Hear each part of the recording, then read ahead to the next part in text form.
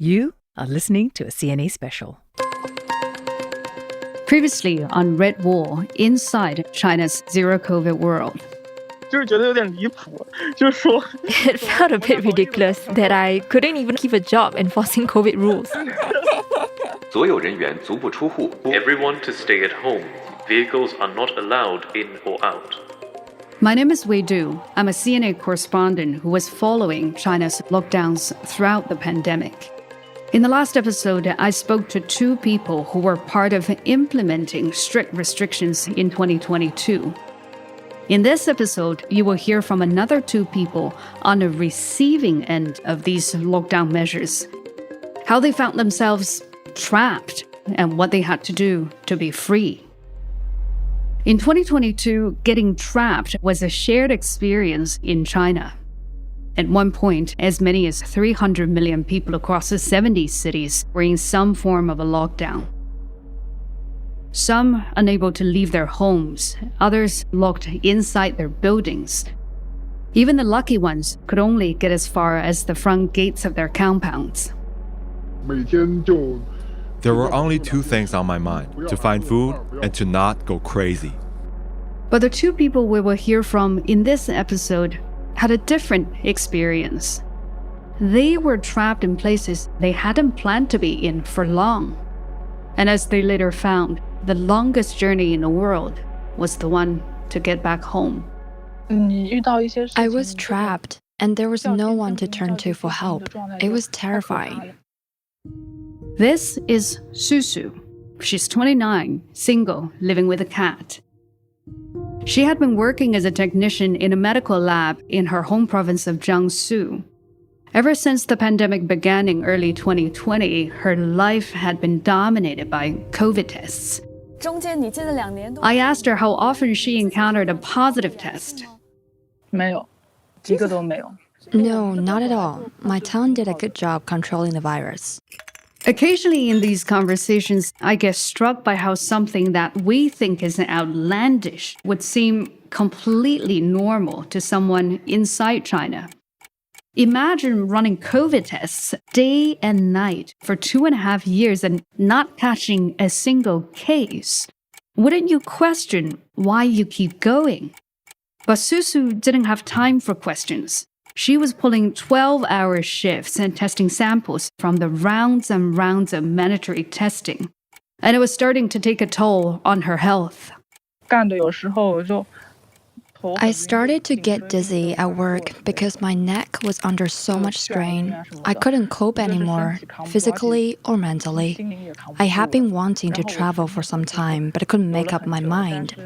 But then, I really couldn't keep going anymore. I had to take a break.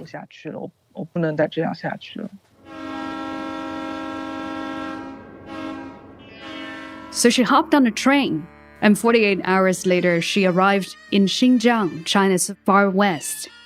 Xinjiang is a popular travel destination for domestic tourists in China for its natural beauty. In school, children are taught that Xinjiang is an exotic place with ethnic minorities living idyllic, happy lives.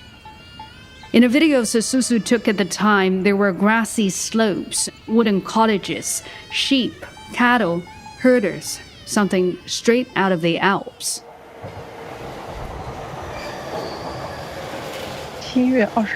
I arrived on July 28th. I was very happy seeing how beautiful it was. On August 2nd or 3rd, they found cases in Xinjiang. Initially, I couldn't go down the mountain. Later, for a while, we couldn't leave our rooms. We've all heard of the Shanghai lockdown, but few people know much about the Xinjiang lockdown, which lasted from early August to late November 2022, much longer than the Shanghai one. A quick geography lesson here may be useful. Xinjiang is very far from the urban centers. If you look at the Chinese map, it's the tail of the rooster that borders Kazakhstan. And it's a region that's been under tight government surveillance for decades because its population is predominantly Muslim and there used to be a separatist movement. But my conversation with Susu wasn't about the political situation in Xinjiang. It was about her desperate attempt to get back home. In the beginning, I was quite happy, to be honest. The daily PCR test was my only motivation to get out of bed each day. It's a very scenic walk to the testing booth.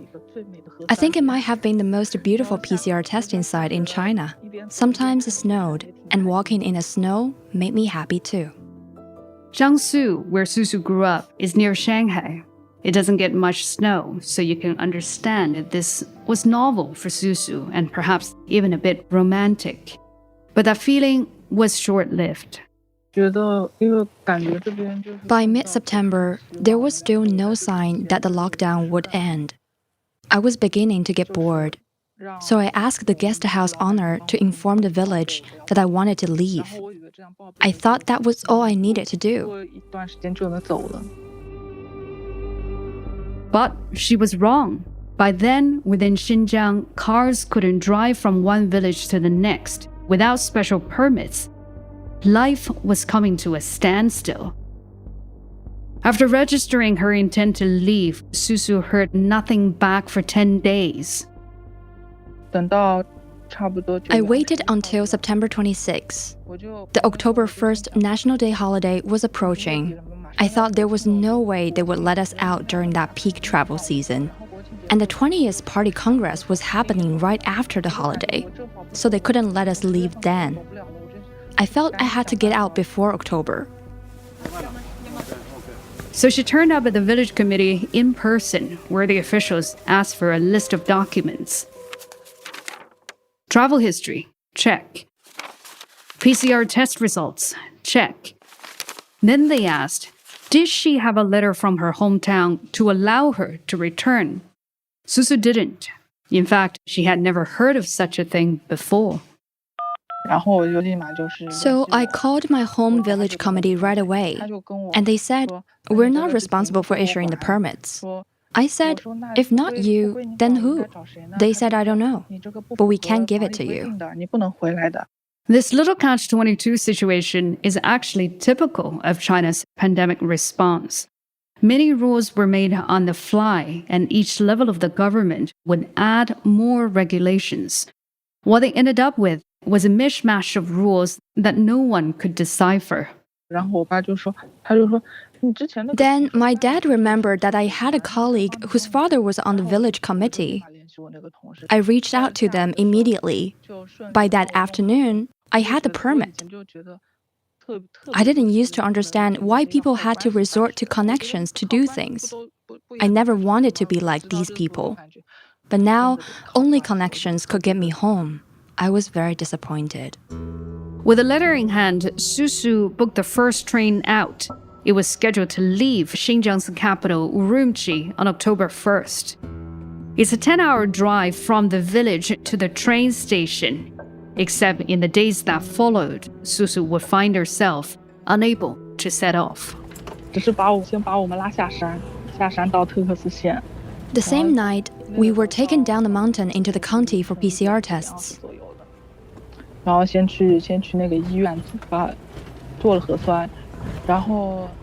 But later that night, we were told 5 of us couldn't leave. We had to wait one more day. The next day, nothing happened. The day after, still nothing. By then, Susu had missed the train, and no one would explain to her what was happening. On October 1st, I contacted the local tourism bureau and was told there was a new policy that required us to quarantine in Xinjiang for 7 days before leaving. Susu reported this to the county officials, who responded with blank stares. 2 days later, they finally received the official notice, and Susu was moved to a quarantine center. By Susu's estimation, the earliest train she could get on after completing her quarantine would depart on October 12th. But before she could even book the ticket, a new directive came from above. Trains and flights to and from Xinjiang were all suspended. For Susu, there was now no end in sight. It was very difficult for me emotionally. Every day, I waited in eager anticipation. Every day I was let down. It made me very sad. Many like Susu began to fear it would be years before they would be allowed to leave. I had a dream one night that my mom had an accident and died, and I couldn't get back because I was trapped in Xinjiang. I felt so bad in the dream. I woke up, then I realized that could happen to me in real life. I felt so hopeless. I started to cry. China's week-long national holiday came and went. The 20th Party Congress opened and closed. It was now November. Susu had been away from home for 3 months. On November 1st, the local government started a chat group for those of us still stranded. They asked if we would be willing to leave on chartered flights. It would be another week before an official offered me a seat on a chartered flight to Chengdu. I immediately said yes. The city of Chengdu isn't even in the same direction as where Susu wanted to go, but she figured she would jump on any opportunity to get out of Xinjiang. I immediately messaged my parents to say that I got a seat on the flight. My dad was driving for Didi at the time. That's the popular ride-hailing service Didi, the Chinese equivalent of Uber. He saw the message and just started crying. The passenger asked him if he was all right. He said yes, everything's fine. Susu says until then she hadn't realized how worried her parents were. Now there were even more reasons to go home. But this was not the end. I was browsing social media and saw someone saying the flight was cancelled. I started to get really worried.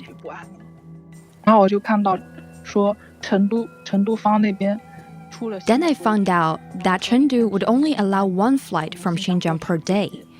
I quickly scanned social media to see how many other cities in Xinjiang have chartered flights to Chengdu. From there, I worked out there was no way my flight could take off as scheduled. And she was right. That flight never took off. Susu had wasted another 10 days. On November 17th, the local official told me there was a train to Shanghai 2 days later. But when I asked to book, he said I missed out on the last seat. They were always giving me hope, and then taking it away. It's like a pendulum swing. Hope and despair, day in and day out. After that encounter, I went back to the hotel and lied down. I started to think, all this work I put in since September, it all led to nowhere. I was still trapped. I felt tired. I soon fell asleep. 20 minutes into my sleep, the official called to say he found someone with a car who was headed to Jiangsu. He said the car owner wanted to find someone young and with a driver's license. The drive home was 4,500 kilometers. It took Susu and her driving partner 4 days, stopping only for cup noodles and toilet breaks. We couldn't leave the highway. If we had gotten off, we would have been quarantined for having been in Xinjiang. On November 23rd, 4 months after she left home, Susu was finally back. When I saw my cat, she couldn't even recognize me anymore. She ran away. I had thought she would be happy to see me. The journey to Xinjiang took just 2 days, but it was 58 days before Susu could find her way home. When she got back, Xinjiang was still under strict lockdown. A day later, a fire engulfed a residential building in the capital city, Urumqi.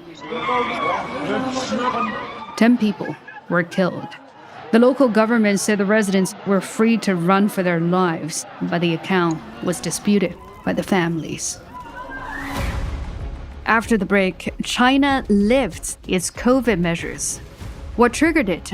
And how did it play out? We will hear from people about how zero COVID ended, how it also changed them forever. Hello there, my name is Steve Lai, and I host a podcast called CNA Correspondent. Here's a quick message before we return to the show. If you like what you're listening to and want to check out other podcasts from the CNA Newsroom, find us on all major podcast platforms like Spotify, Apple, or Google Podcasts. From learning how to manage your personal finances to navigating tricky work relationships, or an in-depth look at what's dominating the week's headlines in Singapore and Asia. I guarantee you there's something for everyone. So follow us wherever you get your podcasts from. Now back to Red Wall, inside China's zero-COVID world. As videos of the fire in Urumqi spread, so did the anger. Protests, which are rare in China, first broke out in Urumqi and then continued to cities as far as Shanghai. It was incredible to see what was happening. This was uncharted territory for everyone. And then, 2 weeks later, the government announced new pandemic policies, abandoning lockdowns and ending mandatory PCR testing. Just like that, zero COVID came to an end. But the sudden freedom couldn't scrub out the pain and the memory of what people went through. I still have nightmares. Once I dreamt that I was still trapped in Xinjiang. Another time, I dreamt that the officials turned up at my door and said they would take me back, that I had to be there for 3 years. I felt so helpless, and I was angry. I have psychological scars.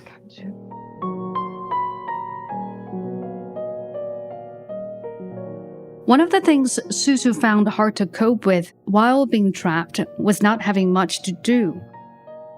But for the next person I met, his situation was the exact opposite. I will call him Jay. Jay was an employee at Foxconn, the company that makes 70% of the world's iPhones. I worked in assembly. For the iPhones that don't pass quality control, I would strip them down and recycle the parts. During the pandemic, while some of us got used to working from home, it wasn't really an option for many people in China where manufacturing dominates the economy. Instead, these workers started living where they worked. It's something called closed-loop management. That is how Apple, through its contract manufacturer Foxconn, managed to keep producing iPhones, even when the government was locking down cities and towns in order to achieve zero COVID. We all had to follow a designated route from dorm to factory. All the shops nearby closed down, and we couldn't go out of the area. So you were either at work or at a dorm. There wasn't much else to do. In videos posted by Foxconn workers at the time, you see how this designated route was enforced. Water horses, those big yellow plastic barriers often used in riot prevention elsewhere, lined the streets. Shops and restaurants didn't just close, they had metal plates bolted onto their doors. Before I go any further, I want to tell you a bit more about this factory. If you're not from China, it's a little hard to imagine what it's like, so I will try my best. The Zhengzhou iPhone factory is the biggest factory complex in Asia, if not the world. It was built in 2010 after Foxconn's then mega factory in Shenzhen near Hong Kong was hit by a spate of unexplained suicides. Some analysts said it was because migrant workers traveled too far from home and lost their social support network. So the company moved their factory. The factory in Zhengzhou draws as many as 350,000 workers from across the province. But it was hard to keep COVID out of the factory. I was put under quarantine on October 16th because someone in my dorm room had an abnormal test result. For a very long time, Foxconn didn't officially confirm any positive case. But more and more people were taken into quarantine, which only added to the confusion and the panic. The first 2 days, we were still fed on time and were swapped for PCR tests. But soon, things changed. Breakfast was not delivered until 1 p.m. No one was coming to test us. I thought it must have been things were getting quite bad out there, so they didn't have enough manpower to take care of people in quarantine anymore. Jay reached out to colleagues who were still going to work and was told things were indeed looking bad. Workers were taken into quarantine halfway through their shifts, and canteens had closed. They all had to pick up food after work and eat in a dorm. I felt they were losing control. I was not afraid of the virus, but I was afraid if I got infected, there would be no one to care for me. So I decided to leave. He was desperate to get back to his mom. After losing his dad 20 years ago in a car accident, Jay was her only family. So when he was released from quarantine and finished his first 12-hour shift, Jay set out for home, which would have normally just been a 2-hour bus ride. The entire city was under lockdown. There was no public transport. So the only way out was to walk. Carrying an iPhone, a power bank, a small backpack, and some water, Jay took to the road. The rest of his belongings he had to leave behind. He didn't want to be spotted by the guards. I set out around 1 p.m. and followed the main road. By 7 p.m., I've reached a checkpoint, which was tightly controlled. I tried to get through, but the guards wouldn't let me. Luckily, there was a driver who told me I could take a detour to get out. It was a long detour and very remote. I walked past tombs, wastelands, climbed under fences, and by 1 a.m., I finally found a way out.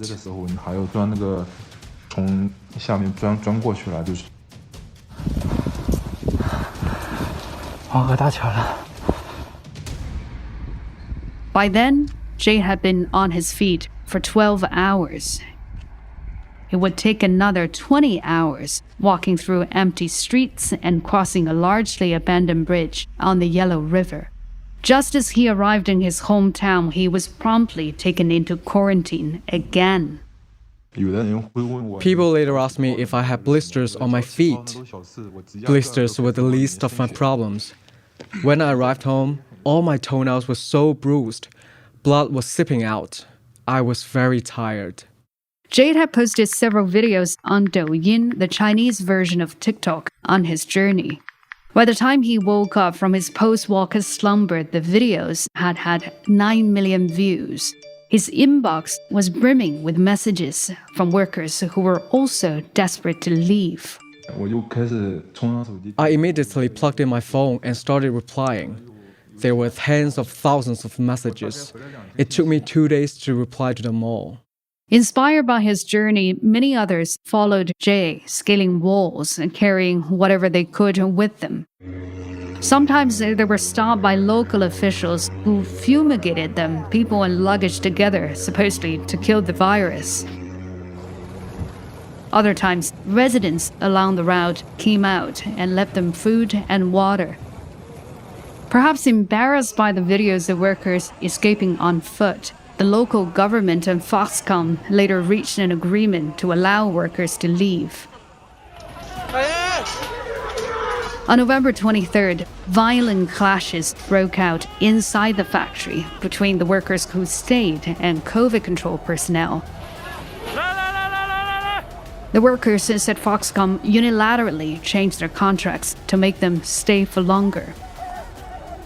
10 days later, the Wall Street Journal reported that Apple was accelerating plans to move production out of China. I'm mindful that I shouldn't give you the impression that zero COVID was the single event that changed China. Lots of the changes were a long time coming, but what happened in 2022 was like pressing the fast-forward button. Apple was always going to diversify its operations from China, but now it just needs to do it much faster. And there's also the issue of birth rate. It's been falling for a while, but in the past year, it has hit rock bottom. Here's what Hammer, the doctor who became a dabai in episode 1, had to say when I asked him if he would have children after surviving zero COVID. No, I'd not have kid at all, even less likely than before. Now when I make long-term plans, a voice in my head whispers to me, what if the lockdown happens again? How do you know next time you won't be dragged into quarantine? For as far as I could remember, young Chinese people didn't always have these worries. It's almost as if the last 3 years of pain and suffering have led to a fundamental shift in the way people looked at life, at their futures, at what they wanted for them and their families. What that shift means for post-COVID China, that's the big unknown.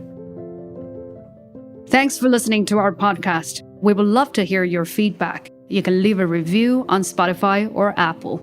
This 2-part special was written and produced by me, Wei Du. My co-producer is Anderson Xia. Editing by Tiffany On and Crispina Robert, and sound design by Ken Delbridge.